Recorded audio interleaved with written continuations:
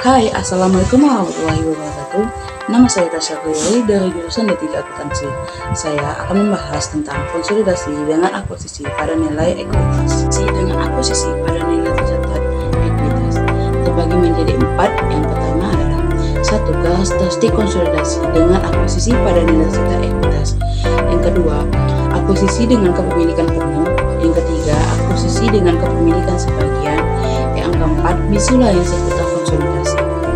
Yang pertama kita bahas adalah karakteristik konsolidasi dengan akuisisi pada nilai tercatat ekuitas. Saham merupakan cerminan dari besarnya hak pemegang saham atas entitas tempat berinvestasi sesuai aturan perundang-undangan di Indonesia. Selain itu, bila suatu entitas investor memiliki seluruh 100% atau sebagian 50% kepemilikan pada entitas lain, investor dapat dikatakan bahwa investor tersebut memiliki hak pengendalian atas investor. Prosedur konsolidasi. Konsolidasi laporan keuangan merupakan proses penggabungan dua atau lebih laporan keuangan yang dimiliki oleh dua atau lebih entitas sehingga menjadi sebuah laporan keuangan utuh dan menyeluruh yang mencerminkan semua hasil operasional, arus kas, dan posisi keuangan entitas tersebut seluruhnya. Menurut PSAK 6/2014, prosedur laporan keuangan konsolidasi yang pertama menggabungkan aset, liabilitas, ekuitas, penghasilan, beban, dan arus sejenis dari entitas induk dengan entitas anak. Yang kedua, mengeliminasi jumlah tercatat dari investasi entitas induk pada setiap entitas anak dan bagian entitas induk pada ekuitas setiap entitas anak. Yang ketiga, mengeliminasi secara umum aset dan liabilitas ekuitas, penghasilan, beban, dan arus kas dalam intrakelompok usaha terkait dengan transaksi entitas dalam kelompok usaha. Jurnal eliminasi. Jurnal eliminasi digunakan untuk menyesuaikan saldo pada setiap akun yang terdapat pada setiap entitas yang akan dikonsolidasikan, sehingga mencerminkan saldo yang seluruhnya ketika seluruh entitas yang dikonsolidasikan dianggap sebagai sebuah entitas tunggal. Lebih tepatnya, jurnal eliminasi ini hanya digunakan pada saat proses konsolidasi dan tidak mempengaruhi pencatatan yang dilakukan pada masing-masing entitas secara terpisah. Hal ini dikarenakan biasanya setiap entitas terpisah memiliki perlakuan yang sama terhadap setiap transaksi, baik yang dilakukan dengan pihak berelasi maupun pihak tidak berelasi, walaupun dapat saja entitas tersebut memisahkan akun yang digunakan atau pencatatan akun yang dilakukan. Selanjutnya, akuisisi dengan kepemilikan penuh. Konsolidasi sesaat setelah akuisisi seluruh kepemilikan entitas anak. PSAK 65 tahun 2014 menyatakan bahwa entitas induk mengkonsolidasikan entitas anak dari tanggal diperolehnya pengendalian sampai tanggal hilangnya pengendalian entitas induk atas entitas anak tersebut. Pada contoh pertama, PT Nusantara membeli seluruh saham PT Andalas seharga 1.200.000.000 pada saat dilakukan akuisisi. Diketahui pula bahwa nilai wajar dari aset dan liabilitas PT Andalas adalah sama dengan nilai tercatatnya seperti apa yang ditampilkan pada gambar 3.1. Nilai tercatat dari seluruh ekuitas PT Andalas adalah 1.200.000.000 sehingga nilai investasi yang dikeluarkan oleh PT Nusantara sama dengan nilai tercatat dari seluruh saham yang diperoleh. Sebagai gambar, transaksi akuisisi PT Nusantara terhadap PT Andalas ditunjukkan pada skema berikut. Nilai akuisisi dan nilai wajar KNP sama nilai akuisisi dan nilai wajar KNP 1.200.000.000 dikredit. Nilai tercatat aset bersih PT Andalas saham biasa 800.000.000 di debit, saldo laba 400.000.000 di debit. Total nilai tercatat aset bersih 1.200.000.000 di kredit. Silesi diferensial. Kertas kerja konsolidasi adalah alat bantu untuk menyusun neraca saldo gabungan SPPD dan PPKD. Kertas kerja berguna untuk mempermudah proses pembuatan laporan keuangan gabungan. Jurnal eliminasi berdasarkan kertas kerja yang disajikan satu-satunya jurnal eliminasi yang diperlukan untuk menghapus akun investasi pada PT Andalas dan menghapus akun-akun ekuitas entitas anak ditunjukkan pada jurnal 2E berikut ini. 2E saham biasa PT Andalas 800 juta di debit, saldo 800 juta di debit, investasi PT Andalas 1 miliar 200 juta di kredit, mengeliminasi ekuitas entitas anak. Jurnal ini hanya dibuat pada kertas kerja konsolidasi saja, bukan pada buku setiap perusahaan. Akun investasi perlu dieliminasi karena dari sudut pandang konsolidasi, suatu perusahaan tidak dapat melakukan investasi pada perusahaan sendiri. Sedangkan akun-akun ekuitas entitas anak perlu dieliminasi karena ekuitas entitas anak dimiliki sepenuhnya oleh entitas induk. Dapat pula dikatakan bahwa akun investasi pada buku entitas induk mencerminkan investasi induk atas aset bersih dari entitas anak. Laporan posisi keuangan konsolidasi. Konsolidasi saat setelah kombinasi bisnis ini menghasilkan sebuah laporan posisi keuangan konsolidasi yang diperoleh dari kolom terakhir atas kerja. Laporan posisi keuangan konsolidasi untuk PT Nusantara. Konsolidasi pada periode start menjadi akuisisi kombinasi bisnis melalui pengakuisisian saham salah satu perusahaan oleh perusahaan lain, memperkenalkan setiap perusahaan yang terlibat dalam proses akuisisi untuk tetap berdiri secara badan hukum. Dalam proses konsolidasi setelah proses akuisisi hanya dihasilkan sebuah laporan posisi keuangan konsolidasi yang menunjukkan posisi aset, liabilitas, dan ekuitas konsolidasi. Proses konsolidasi saat setelah terjadi akuisisi akan dilakukan untuk mengkondisikan laporan-laporan keuangan yang disajikan oleh masing-masing entitas dalam konsolidasi. Laporan laba rugi bersih konsolidasi. Konsep pertama yang akan dijelaskan dalam bagian ini adalah laporan laba rugi konsolidasi dan laporan laba rugi konsolidasian. Menghitung laba rugi bersih konsolidasian prinsipnya sama dengan menghitung laba rugi bersih entitas individu, yaitu selisih antara seluruh pendapatan dan seluruh beban. Secara lebih spesifik, perhitungan antara laba rugi konsolidasi dilakukan dengan menjumlahkan bagian laba atas entitas anak ditambah dengan posisi kepemilikan entitas induk atas laba entitas anak dan disesuaikan dengan segala penghapusan diferensial atas penurunan nilai kerugian.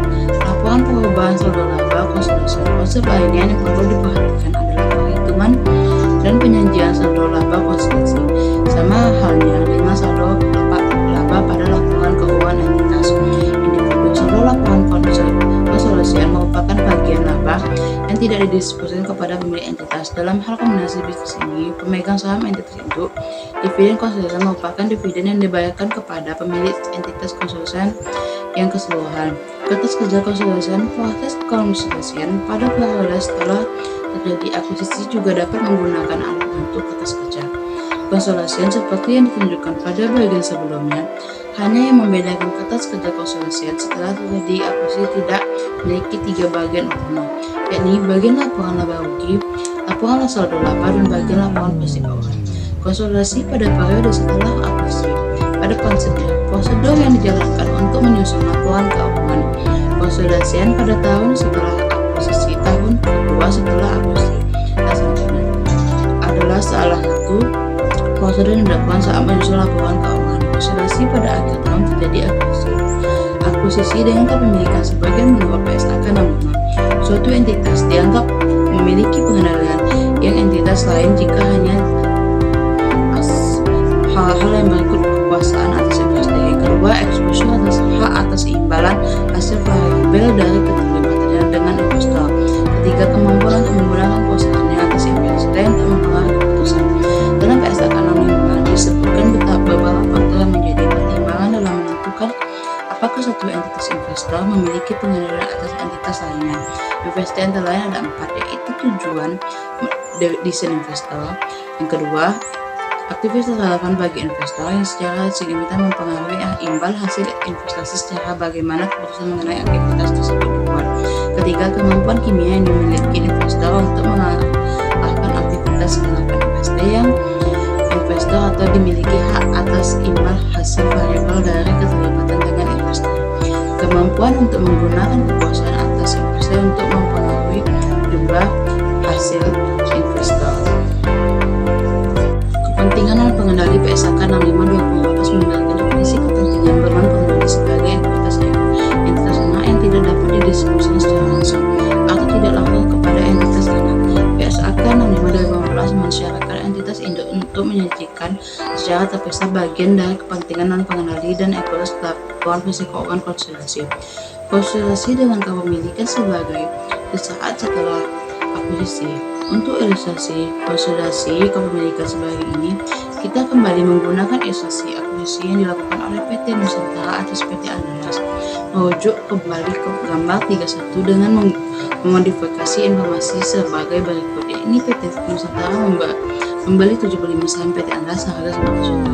Pada saat dilakukan akuisisi, diketahui pula bahwa nilai wajar dari aset dan liabilitas PT Andalas adalah sama dengan nilai tercatat seperti yang ditampilkan pada gambar. Nilai tercatat dari seluruh ekuitas PT Andalas adalah 1 miliar 200 juta, sehingga nilai investasi yang dikeluarkan oleh PT Nusantara sama dengan nilai tercatat dari bagian saham yang diperoleh. Sebagai gambar, transaksi akuisisi PT Nusantara terhadap PT Andalas ditunjukkan pada skema berikut. Nilai akuisisi dan nilai wajar kepentingan non-pengendali F 1 miliar 200 juta di kredit. Nilai tercatat aset bersih PT Andalas saham biasanya 800 juta di debit, saldo laba 400 juta di debit.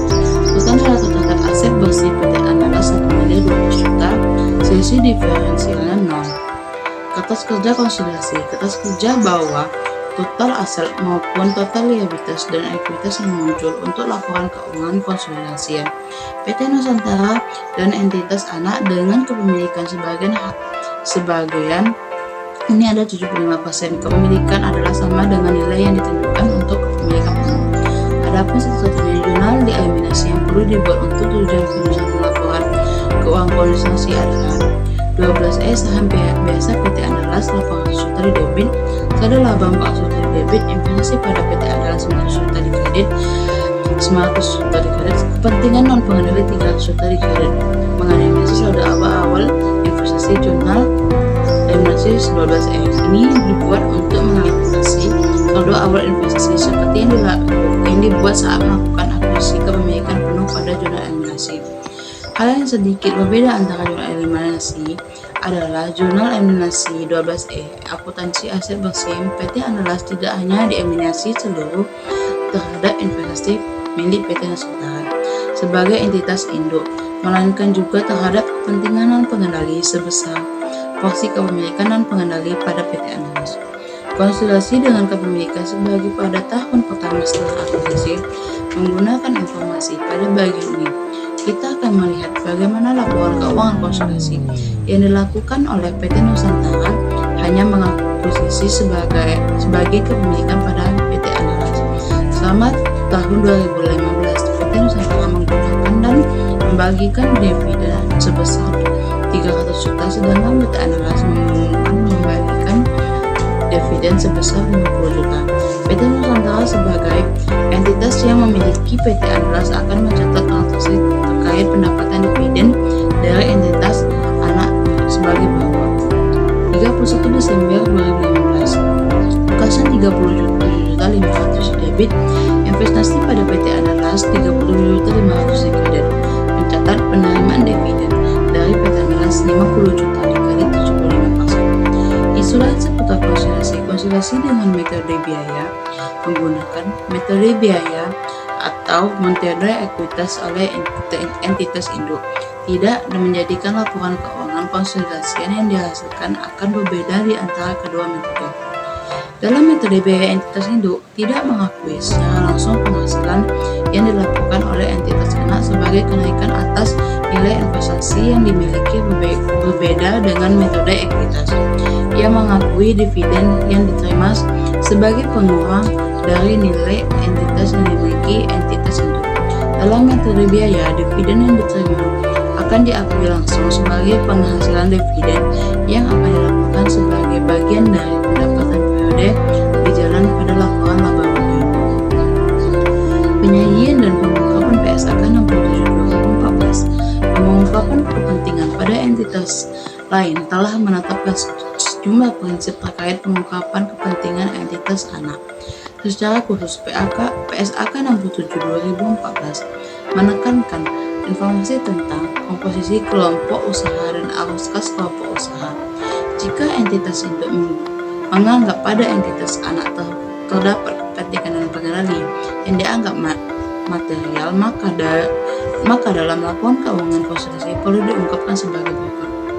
Nama entitas anak, lokasi utama kegiatan, proporsi bagian kepemilikan yang dimiliki oleh kepentingan non pengendali, proporsi hak suara yang dimiliki oleh kepentingan non pengendali jika berbeda dari proporsi bagian kepemilikan, laba atau rugi yang didistribusikan kepada kepentingan non pengendali, akumulasi kepentingan non pengendali dan entitas anak pada akhir periode pelaporan, ringkasan informasi